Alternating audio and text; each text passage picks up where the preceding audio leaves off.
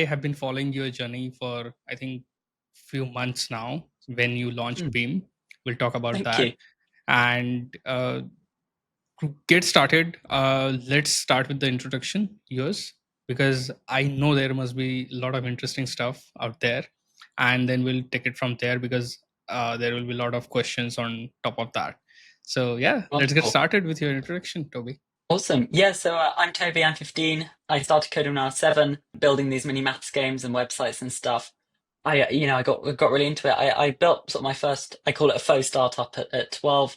And I ended up getting this job at this wonderful community called Hack Club, where I went on and I was a community engineer where sort of managed the community, did some cool events, stuff like that. And then I moved on to do storytelling, where I designed, maintained, and built their websites for them. So that's kind of what I was doing before Beam. And then December last year, I started, I got quite into AI. I wanted to build my own product. And, I was building this small chatbot thing just as a quick side project.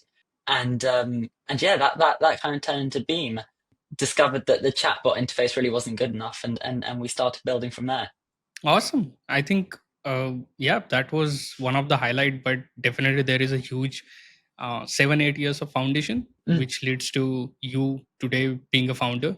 But even before that, I want to understand, like at the age of 7, you started coding. How yeah, that happened? yeah. Gosh, I don't really know. I mean, I I I learned I saw this thing about Raspberry Pis. I got really into it. I thought it looked really cool. So for my 7th birthday, I asked for a Raspberry Pi, which was a Model 3B Plus. And it was, it was super low powered, but it was enough to run Python. And yeah, I started building out these games. I built this mini maths game to sort of teach myself times tables and stuff. And I showed my teacher, and she was like, "Wow, that's incredible."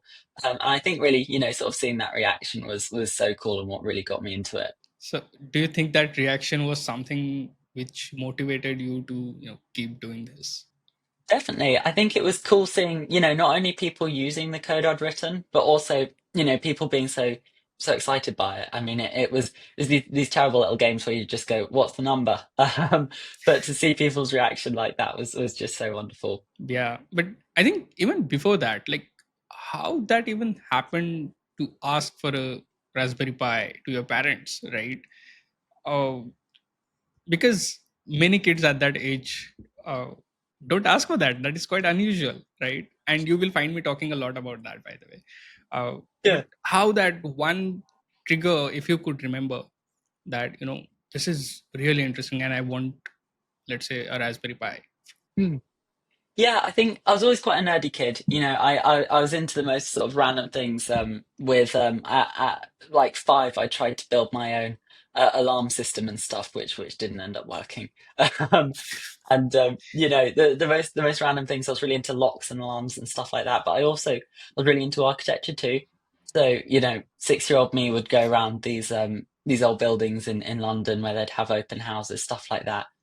Me and my dad would go around them, and I really enjoyed that. So I think it was kind of an influence of design from architecture, especially in a city like London. We've got some really wonderful architecture and design over here, and also sort of that technical side with things like alarm systems and locks, and I think that just naturally progressed into computing. So yeah, interesting, because and that leads me, because you was taking going out with your dad. What what is how, I mean, what was your reaction of your parents, right? And how they supported you at that very early stage, what they do, and they must have some knowledge of what you're doing, that's why they must be supporting. So how's that background looks like? Yeah, I mean, super early on, it was just I think my parents were super supportive with my hobbies, and I think they're quite excited when that turned into something which could be career. Um, so I think they're definitely supportive there, but it was always just they're very supportive with everything, and that was really wonderful to have. Um, My parents don't work in tech. My mum actually she works as a healthcare, and my dad does start or marketing for startups. So I have, I guess, a bit of an influence on startups there. But yeah, I mean they were just super supportive in sort of everything I was interested in. I went to this thing every few weeks with my dad, which was I can't actually remember what it was called, but it was like this room where basically a bunch of adults were hacking away, and there were a few kids there, and me and the kids sort of sat in the corner, and wrote our little Python games. So yeah, that's kind of where that came from.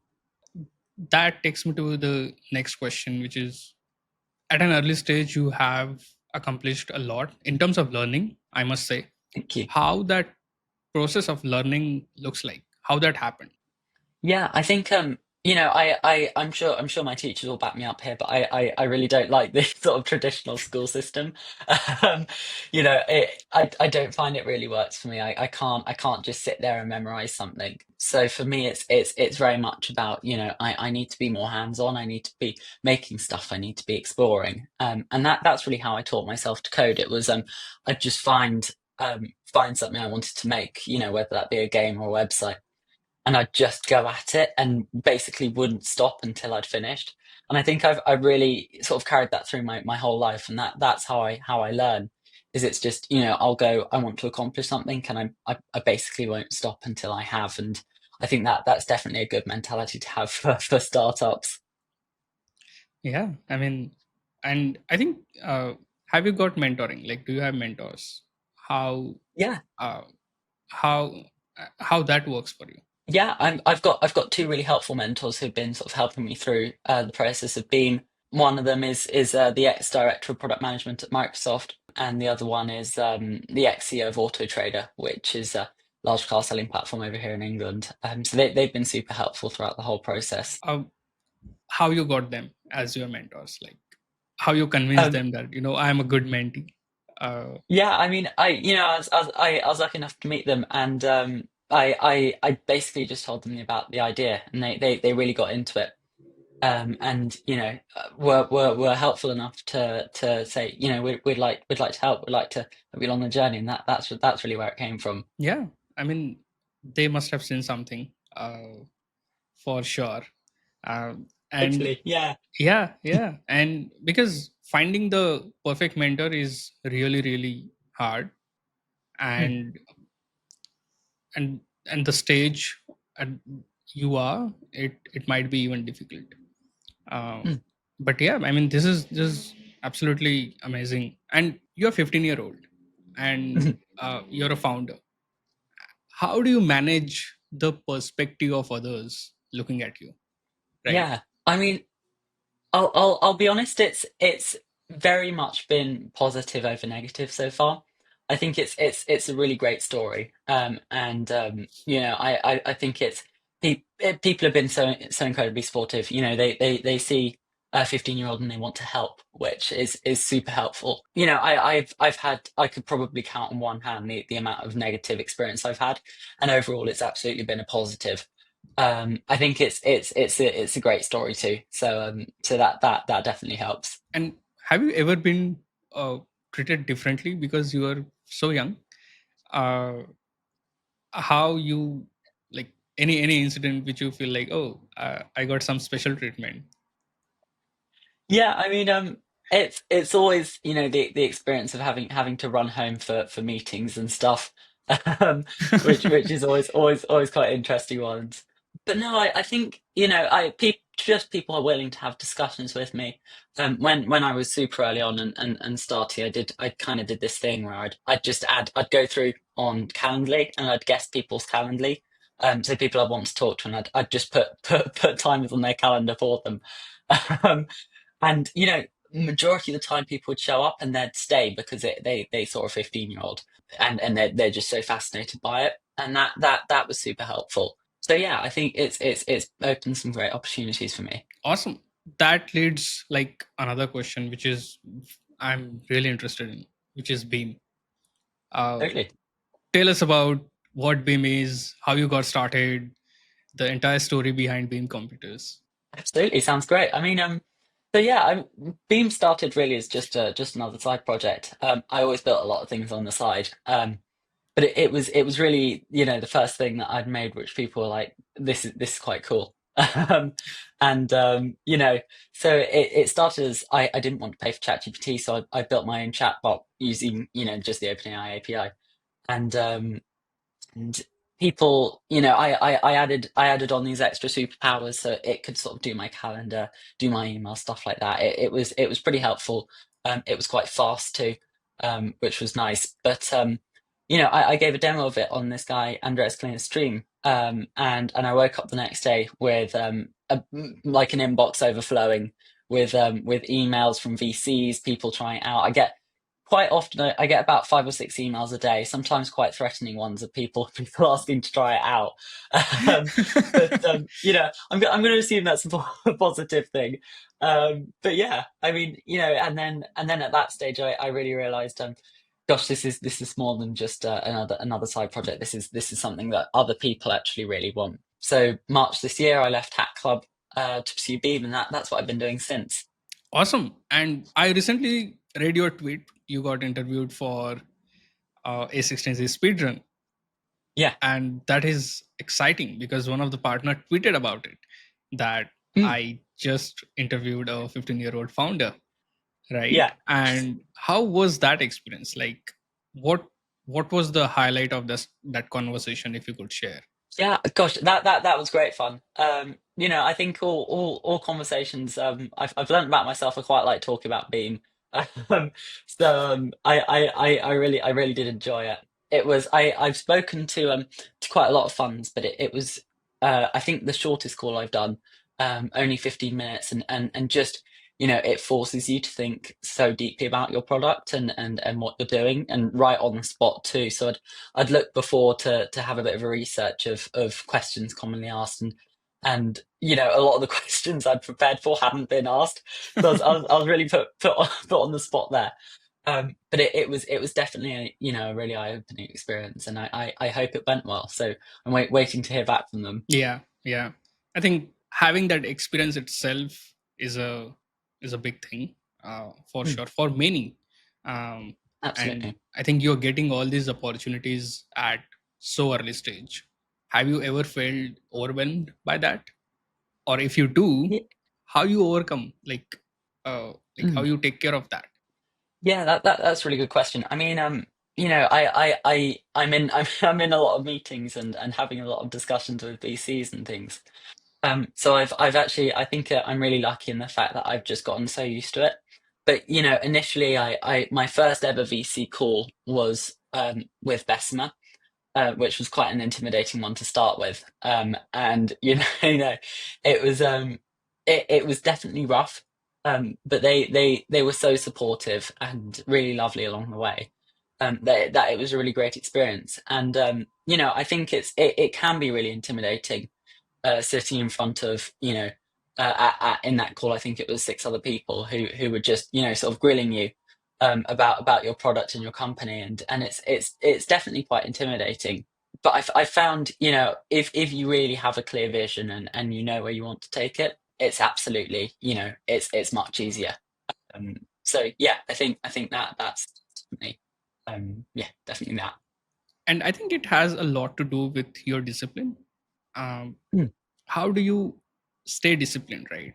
At this stage, you want to do everything, you have to do a lot of things that sometimes become distractions, mm. maybe school, maybe friends, family. How do you stay motivated and avoid distractions?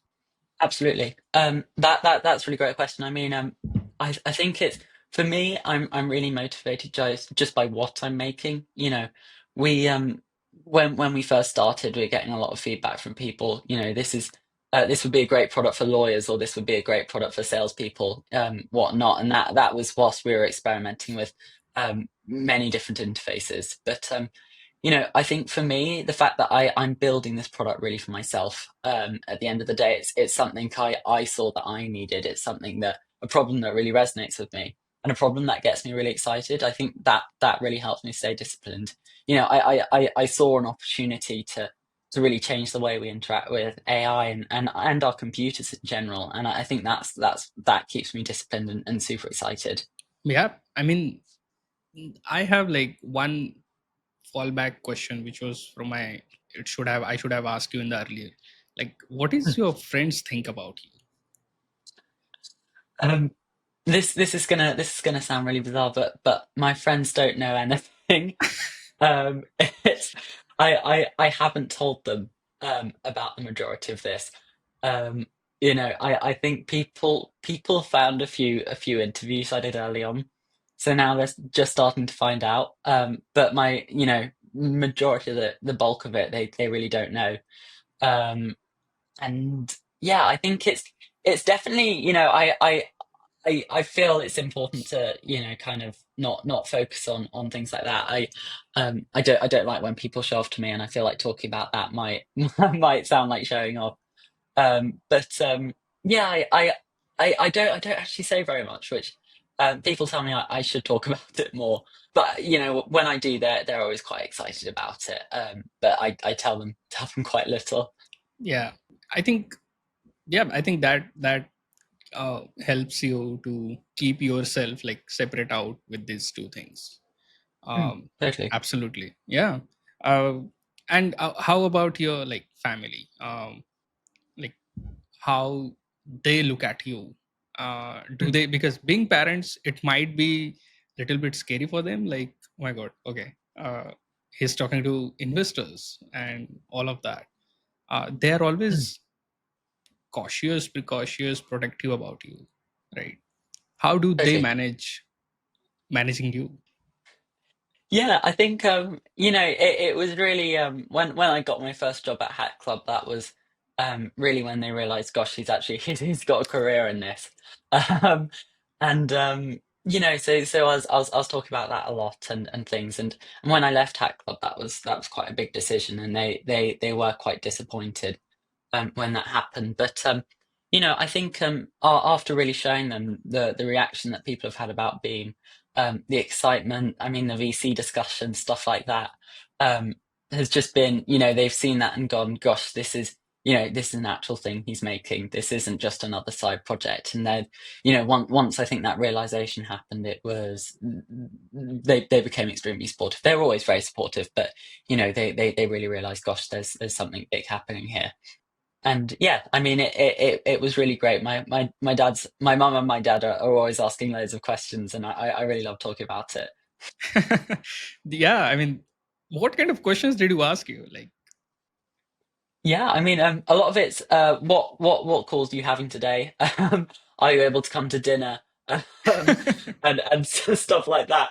But there are some quite funny stories. I actually it's up on my door now, but I have this sign, this big red sign which says on a call. Because a big big problem I ran into was my parents walking in on calls and stuff like that.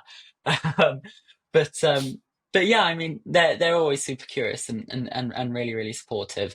Um, yeah, it's been really wonderful with them. I think I uh, I want to talk more about Beam now. How you got with that idea? Of course, what problem you're trying to solve. Yeah, I mean, like I said, we started with the chatbot, and I came to the realization really early on that it was the problem didn't lie within the large language models we were using. We just kept running into limitations with the interface. The interface wasn't powerful enough to support what I believe to be, what is humanity's most important invention. I mean, we've literally created robots which are, able to produce, like, I think it's PhD level text now, which is incredible, just based on the shortest prompt. But I think the action of having to prompt takes up so much friction. That back and forth we speak about in the launch video is such a real problem. And at the end of the day, I mean, the chatbot interface was created in 1988, and that's what we're using to interact with these large language models, which is just absurd to me.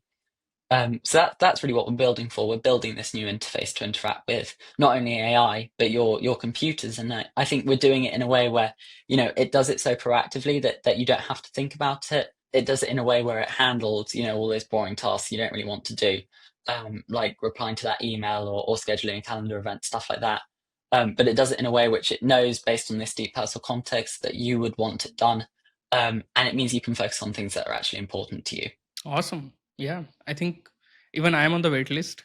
I'm so excited to give it a try, Amazing, because thank you. I do. I really need to optimize my workflow as a founder and Totally. figure out a lot of things. Like I have to do multiple things, and then I forget sometimes what the calendar, or I have to meet someone. I have missed some of the meetings because I'm in different time zones right now, from India. Mm, So I think, mm. and sometimes it is very overwhelming.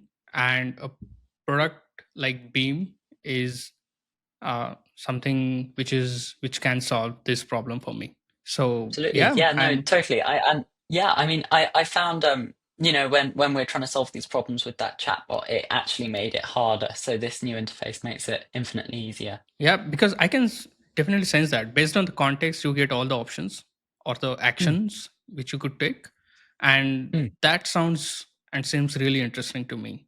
That makes the workflow really really fast, and I'm mm. absolutely excited to give it a try and make my life more easier uh, than before. Awesome. Uh, cool. I think, yeah, I'm really looking forward to give Beam a try. Do you have any um, estimated time when it will be available for most of us? Yeah, I mean, general availability should hopefully be coming, early next year. But we're onboarding beta testers from our waitlist right now, Yeah, which is super exciting. Just see people using the product. yeah, yeah. I think, um, how many people are there on waitlist? I'm just curious. On the waitlist, we've got a few thousand people on our waitlist. Wow. Okay. That is amazing, because I saw your launch video and Mm, that was so crisp. I just love thank that, you. and I think I replied to you there, and I was hooked to see and That's great. excited to Thank you. see Yeah, what comes I love making those videos. next, They're great and fun. just give it a try. So yeah, I think, what is your networking strategy? Like Mm. how you reach out to people, and what is your advice on doing it more effectively? Yeah, I think the best way to meet people is to meet them through sort of, mutual friends, people they know. So I found, having this core group of about maybe 10 or so people who I kind of call super connectors, who are really great at, connecting me with other people and building out that network. I was super lucky, to have Hack Club in my belt, stuff like that. But I've got kind of core group of people who've been super helpful with connecting me with people. I've heard a lot about cold emails. I find if you write a really good cold email, you will get a response based on the person, of course. But that's, I think the best way is absolutely intros, and building out that network is so important. Yeah, and I think is this a transition from being a developer to a founder? Like this is one of the, so how that transition happened, and Mm. what are the things you have to unlearn and learn while from being a developer and writing code every day, and next you just switch to be taking meetings with people. Yeah, totally. I think yeah, it's always so helpful being a technical founder. Having that ability just to go in and write code is so helpful. But that shift was definitely a big one for me. I going from the daily stand up of just that 15 minutes every day to several hours of meetings every day is definitely been a shift. Um, but it's been a super exciting one. I've found I've had to unlearn having to rely on other people. I know I have to be the person who people rely on now, which is definitely a big shift.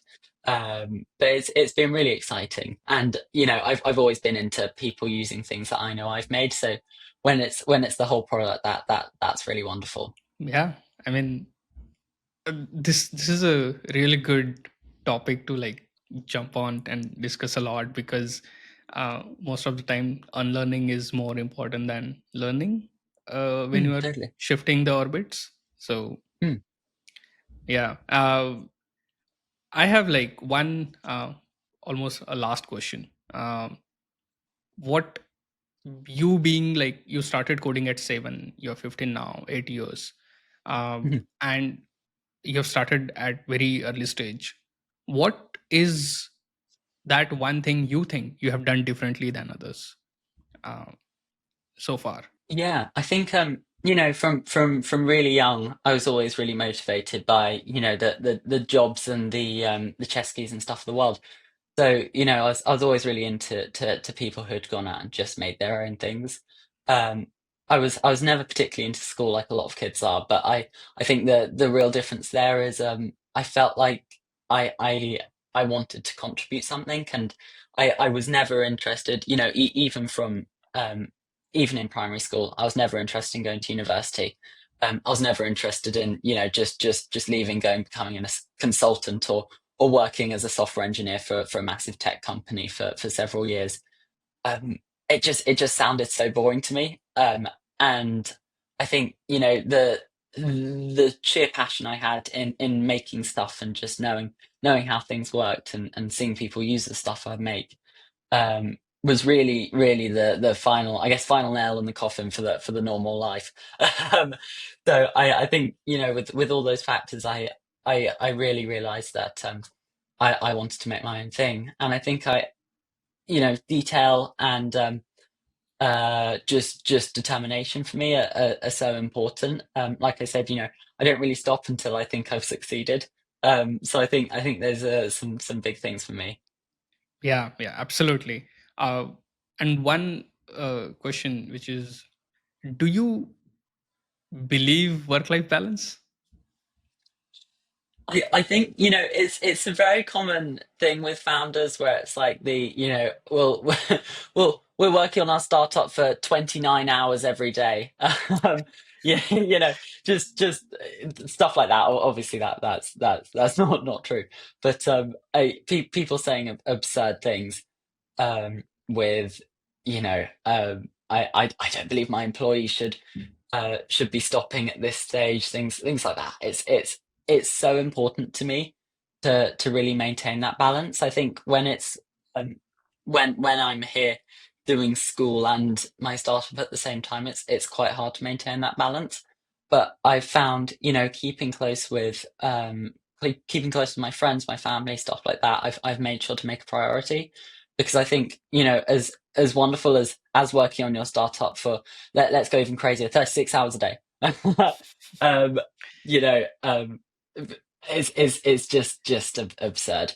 And at some point you're going to burn out, and at some point, you're going to be working on your startup for half an hour a day, 15 minutes a day, 10 minutes, and it's going to have stopped. So really maintaining that balance is so important to me, just so we're able to keep going, able to keep moving. Yeah, I think, yeah, as soon as we learn balancing these things, things become easy and you can go longer. That's, Totally. yeah, yeah, cool, awesome. Like, one question, which is, what advice you would give to the young people who are starting to learn, Hmm. uh, who are getting into coding, who are getting into programming, or starting out as professionals? Yeah, I think just don't stop.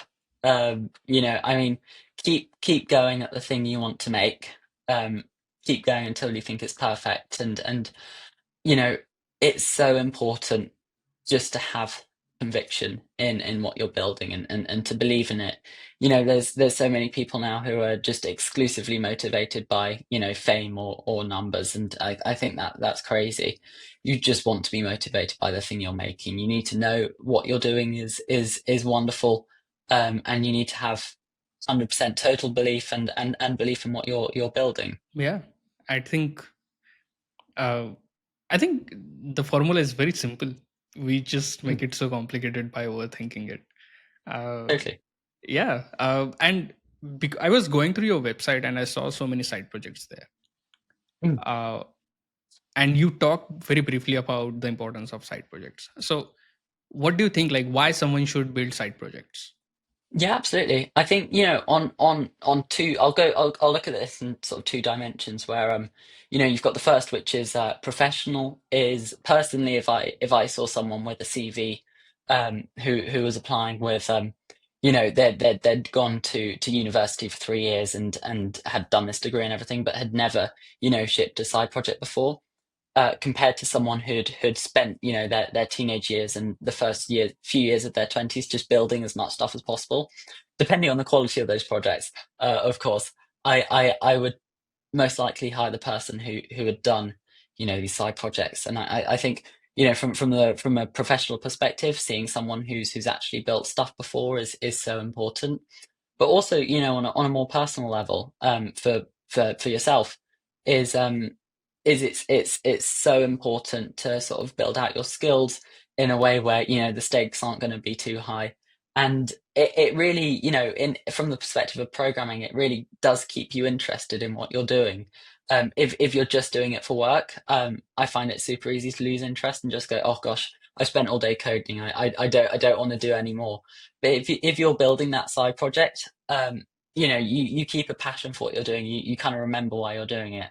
And it's you can really see the difference in the people who've spent time building out these projects and those who haven't. Yeah, I think this is going to change after the AI, right? I mean, you have to Mm, show your work, what you have done, mm, than just things or the tags, the keywords on the CVs. So absolutely. yeah. And how's big your team right now at Beam? Yeah, it's a super small team, 3 people right now. Oh, awesome, awesome. And one last question: what is the highlight moment of building Beam so far? I think it was definitely the announcement. The Daft Punk Technologic. um, it was really fun doing all that. The build up, the real excitement people had for it was so exciting. And just seeing that reaction to the actual product was great because there's always that thought in the back of your mind where I've been sharing with mentors and designers and engineers everything, the whole product along the way. But what if everyone else hates it? What if no one else gets it? And to see such a wonderful reaction to that announcement was really great. And it was great to see my vision line with other people's. Yeah, and I want to know where you recorded that video. I'm interested, like how all that production stuff happened. Um, I'll be entirely honest with you. It was a tripod with my iPhone in my back garden. So it wasn't high tech. Wasn't the I was trying to achieve as Apple as possible. I didn't have any of the the drone shots or anything. But I think the big bit was kind of that intro and stuff like that and the demo and everything. It's really incredible what you can do on a phone now. Yeah, because I was really impressed by the simplicity of conveying that point. It was a launch, Hmm, like it hooked me in first 10-15 seconds, and hmm. then and you started talking about the problem, and then you gave the demo, and I was hooked for that, the entire video. and Amazing, thank you.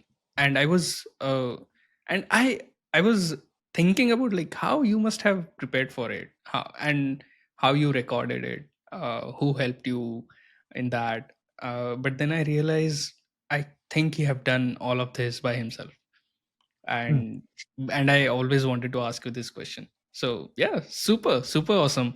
I think I am absolutely hopeful and excited and confident that uh, there is a long long way for you, and you have achieved a lot in so far, achieved, and you have learned a lot, for sure. hmm. uh, Thank you. and I think that is a lot, there is a lot to learn from you as well.